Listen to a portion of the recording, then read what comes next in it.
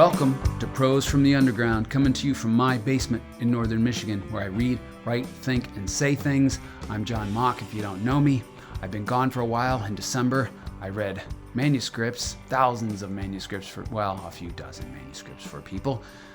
Nonetheless, I learned a lot, hopefully helped some folks along the way, and now I'm back.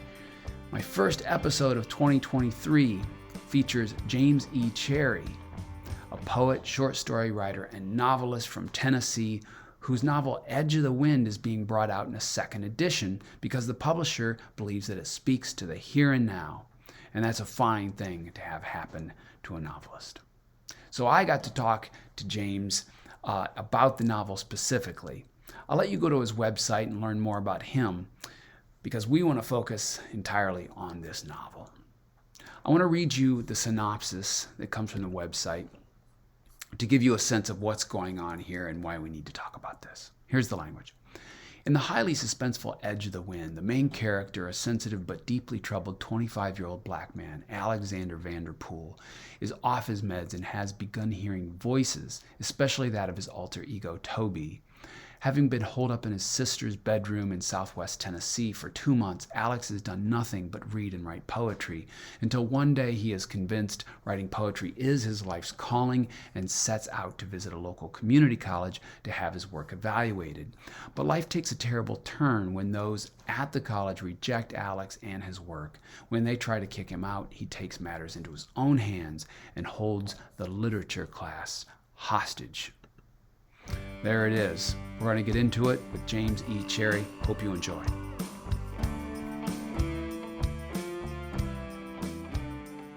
So here we are with James E. Cherry. We're talking primarily about his novel, Edge of the Wind. We're going to get into it. I was lucky enough to have read it just recently, so it's all still really fresh in my head. James, I wonder if you would talk to us about the narrator. We have a narrator here that follows the main character, Alex Vanderpool, but also slides around easily, even sometimes without conventional textual signals, slides into other characters' lives, other characters' consciousness. Could you talk about that? What the decision to have a roaming narrator, especially with a character that is so central. The protagonist here is a really central figure. His own intellectual struggles are key to everything that happens, and yet the narrator moves around him as well as within him. Could you talk to us about that decision? Yeah, well, first of all, thank you for having me on the program. It's a pleasure to be here. Well, and I think you hit the nail on the head. The protagonist, Alex Vanderpool, he's having some mental health struggles, and so my approach was to have the narration be reflective of that in some way. He's felt things are moving rapidly for him. Things seem to be spiraling out of control. Yet he seems to be at a place where he's finding himself, so to speak. And so I wanted that to be reflective of his mindset. He visits a junior college and a literature class, and he takes the class hostage. So I wanted things to reflect that things are moving quickly, they're fluid, they're seamless. And so that's why I chose that approach. And so everything happens in one day, right? It's a hostage situation at a college. So my style also I wanted it to reflect that things are compact, there's tension, and hopefully there would be a dreamlike quality to the narrative. Great. Yeah, there are. It's a really interesting tension that I felt as we move along, because there are sections where I'm just going to call it a page turner. You know, you're just moving. You got to figure out, how is this potentially violent situation gonna play out. But then there are these deep fissures that you gladly go into with the narrator, where we learn more not only about Alex, but also the other people in the room and outside of the room. So it just unwinds really, really deftly and quickly, like you say. Did did you think at the very start, and maybe this is an unfair question, but did you think, yeah, this narrator has to go into those other characters, or did you ever want to keep the narrator just with Alex? No, what I had in mind was that to get these people in a closed environment, Yeah. and what they would discover is that they have more in common than what they have their differences, right? Yeah. So you take a guy like Alex, who's having some mental health struggles. He wants to be a poet, right? You take other people in the room; they all want something, and the common denominator is that their struggles are very human. Whether it's dealing with fear or loss or death or Joblessness. disappointment. Yeah. Exactly. So there's a commonality or a thread that runs through each character. And so hopefully by being in a closed environment like that, all the layers will be stripped away, and you will be able to see the humanity in each character. Yeah. I mean, there's an a layer of 12 angry men. Again, you're in a compressed situation, Right. and clearly there's a presiding goal for everyone in the room, and nobody can say it. But instead, everybody's working really hard to help this guy sort of learn higher level poetry work. And it's clear too that he's coming in from the ground up. He's coming in from the Right. street level, and Yeah. the really delicate way, of course, that this college instructor has to work to get him into some of the thickets and still maintain Yeah. his confidence and things. Um, Fascinating Well, moment. there's the element too of everyone wants to get out alive, right? Right. So they're walking this balance of wanting to get home to their loved ones, and yet having compassion on this guy who's actually holding them hostage. So Yeah. it doesn't start out that way, but as the novel moves along, they start to see him as a real human being. Yeah. Yeah. And the narration, I guess I would say, if we had another hour to talk just about narrator, it seems to me, and I'm not going to blow the ending because the people need to read this, and who haven't read it, I want the tension to be maintained for them. But the narration clearly helps to paint him as a fully realized, fully dimensional human struggling with various issues, which is one heck of a enterprise for a writer to take on. Like, okay, here's a guy who's potentially hugely violent in this particular situation, and are we going to sympathize with him? And the answer, I don't think I'm blowing anything. The answer is definitely. I got to ask you, you are an accomplished poet, and here you are writing a novel. So I'm sure you've theorized a lot about this in places in your own head. How does being a poet influence, impact, haunt, lurk inside of your prose writing? Well, I think it informs it and it inspires it, and for me, it's a natural progression.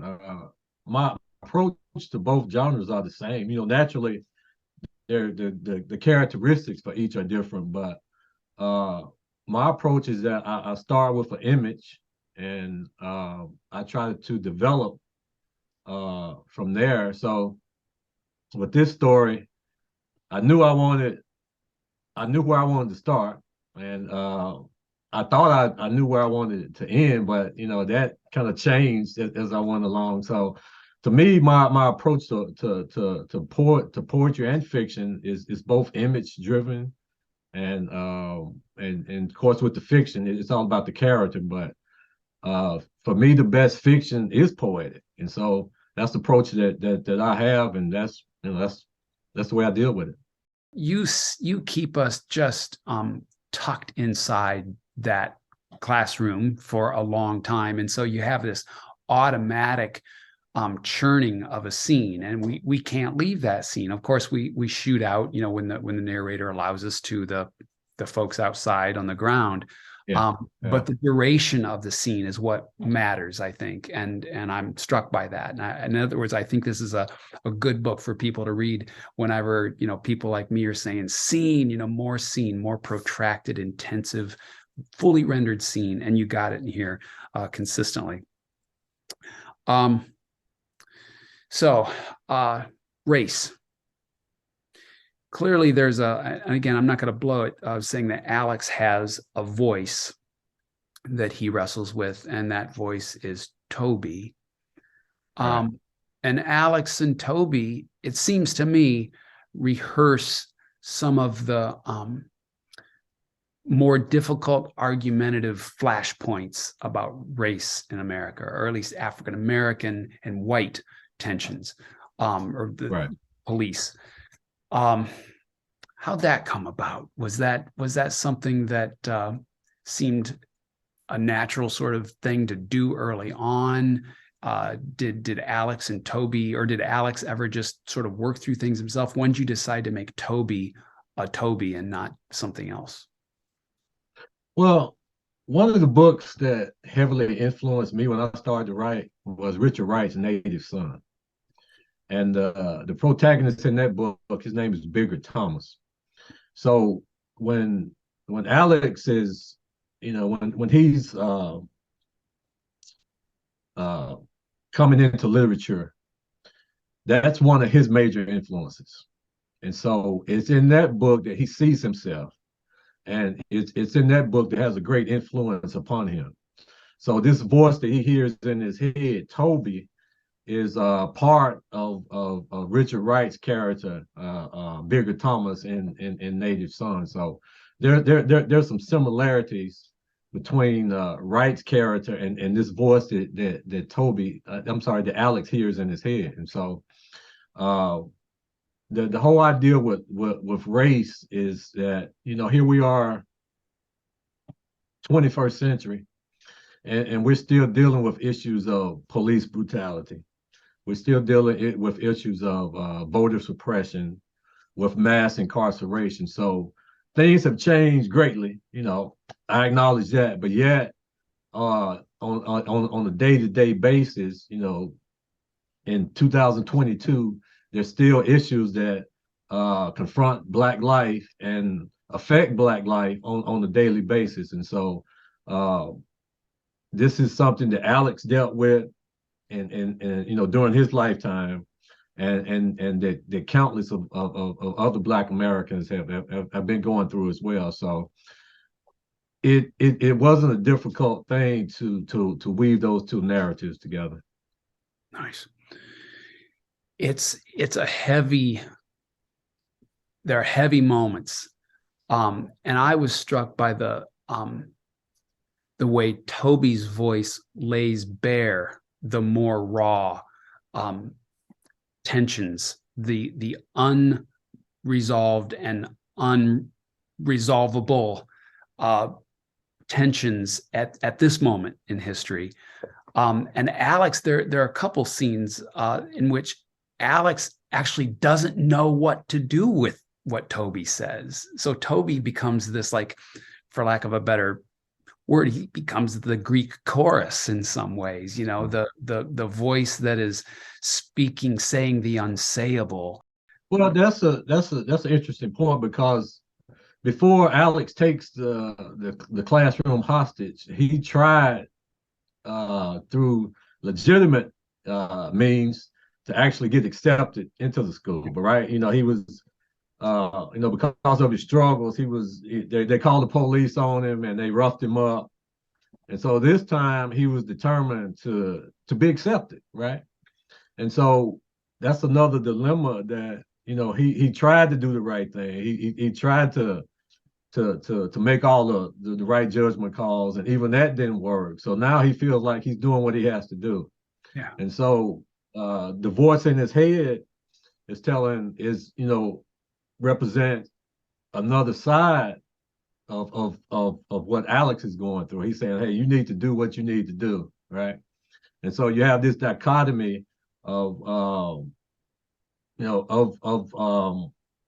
right and wrong, so to speak. So you compress so much tension in a small space, and also the novel is populated because you have people in the room with him, but it didn't feel overpopulated to me, and that's something I think that a lot of writers struggle with is you can just keep bringing people into a novel and pretty soon it's overpopulated. But this yeah, that's true. And I thought relationships in the novel was important. For example, when Alex takes the room hostage, I'm not giving away too much, but when he takes the classroom hostage, the negotiator is a guy named Sheriff Johnston, who's white. And so there's also a father-son dynamic in the book. Alex was abandoned by his father. Sheriff Johnston lost his son in a car accident. So they connect on a very human level as well. So that was another dynamic that kind of developed on his own, this father-son relationship in the book. Yeah. And I absolutely will not even whisper the ending about Okay. that relationship, because it is definitely the comet tail of the narrative. There's no doubt about that. So you've got this book going, you've got poetry collections out. Can you tell us what you're doing now? Yeah, I'm there's always more ideas and time, it seems like. So right now I'm working on a young adult book. Hopefully I'm about midway through that. And so hopefully by the end of the year, I'll be able to shop that around. And also where I am in West Tennessee, during the 60s, there was a civil rights incident involving sharecroppers in adjacent county. The county was Fayette County. They wanted to register to vote, but that triggered backlash from the landowners who put the people off the land, and they actually had to live in tents during the wintertime. That's called Tent City, which is national event. So, and there's still some people alive from that event. And I've been interviewing one lady whose husband was actually shot during that time. And so I'm gonna see, can I develop her story and tell her story. So wow, those are my two major projects right now. Yeah. Those are two different. Okay, wow. Yeah. Heavy research. Well, I hope when the next book comes out, you'll come back and we'll make noise about it. And I'm glad that you came here on Prose from the Underground. I hope you'll keep me posted on the I'll do it, man. Life of this. I have this edition, but we'll make noise about the new groovy edition that is coming out. Okay. Thanks for being here, and good luck. Thank you, Jonathan.